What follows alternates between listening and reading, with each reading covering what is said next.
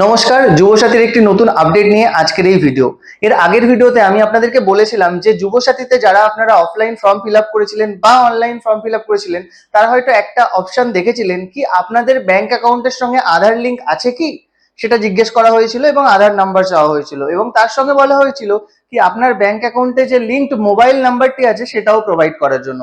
আপনারা অনেকেই আমাকে আগের যে পুরোনো ভিডিও তার কমেন্ট বক্সে কমেন্ট করেছিলেন কি এই ভিডিওতে যে ডিবিটি লিংক দেখানো হয়েছে বা ব্যাংক অ্যাকাউন্টের সঙ্গে ডিবিটি করতে বলা হচ্ছে তার সঙ্গে অ্যাপ্লিকেশনের কোনো সম্পর্কই নেই, কারণ যা টাকা ঢুকছে সব নাকি এনইএফটি তে টাকা ঢুকছে, তাই ডিবিটি করার কোনো প্রয়োজনই নেই।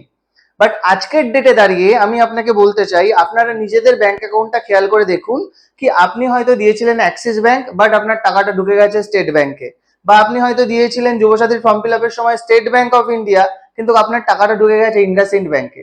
কেন? তার একটাই কারণ কি আপনার আধার কার্ডের সঙ্গে যে অ্যাকাউন্টটা ডিবিটি লিংক আছে সেই অ্যাকাউন্টেই কিন্তু টাকা দ্বিতীয় মাস থেকে ঢুকছে, দ্বিতীয় মাসের টাকা ঢোকা শুরু হয়ে গেছে। আপনাদের মধ্যে অনেকেই আছেন যারা এই ভিডিও দেখছেন এবং তাদের অ্যাকাউন্টে 1,500 টাকা ঢুকেও গেছে, বাট তারা নিজেরাই খেয়াল করে দেখুন যে আপনার যে ব্যাংক অ্যাকাউন্টটা ডিবিটি এনেবেল সেই অ্যাকাউন্টেই কিন্তু টাকাটা ঢুকেছে, যেমনটা আমি আগের ভিডিওতে বলেছিলাম। তো আবারও রিকোয়েস্ট করছি যাদের অ্যাকাউন্ট এখনো ডিবিটি এনেবেল করানো নেই তারা অবশ্যই এনপিসিআই এর ওয়েবসাইটে যান, গিয়ে ডিবিটি এনেবেলটা করে নিন। তো আমি কমেন্ট বক্সের ফার্স্ট কমেন্টে বা পিন কমেন্টে আমি আপনাদেরকে পুরোনো ভিডিওর লিঙ্কটা দিয়ে দেবো যে কিভাবে আপনারা ডিবিটি এনেবেল করতে পারবেন আপনাদের ব্যাংক অ্যাকাউন্টের সঙ্গে বাড়িতে বসে, কোথাও যেতে হবে না, কোথাও দৌড়াদৌড়ি করতে হবে না। তো আপনাদেরকে এত কথা না বলে আপনাদের চলুন একটা প্রুফ দিয়ে দিই।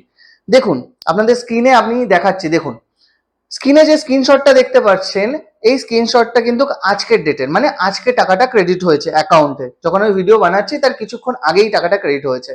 এবার আপনাকে একটা কথা বলি, এই যে অ্যাপ্লিক্যান্ট সে কিন্তু অ্যাক্সিস ব্যাংকের অ্যাকাউন্ট দিয়েছিল যুবসাথীর ফর্ম ফিল আপ করার সময়, কিন্তু তার আজকে টাকা ঢুকেছে স্টেট ব্যাংক অফ ইন্ডিয়াতে।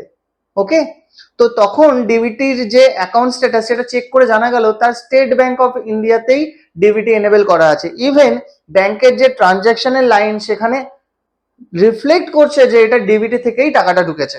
নেক্সট আপনাকে স্ক্রিনশটটা দেখাই। দেখুন নেক্সট যে স্ক্রিনশটটা দেখতে পাচ্ছেন সেটা ইন্ডাসইন্ড ব্যাংকের স্ক্রিনশট।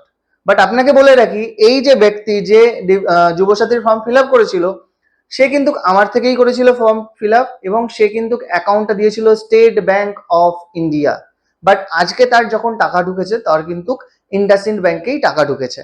তো আমি যখন চেক করলাম দেখতে পেলাম এটা ডিবিটি এনেবল আছে ইন্ডাসইন্ড ব্যাংকে, তার জন্যই কিন্তু আধার অথেন্টিকেশনের মাধ্যমে টাকাটা ঢুকেছে।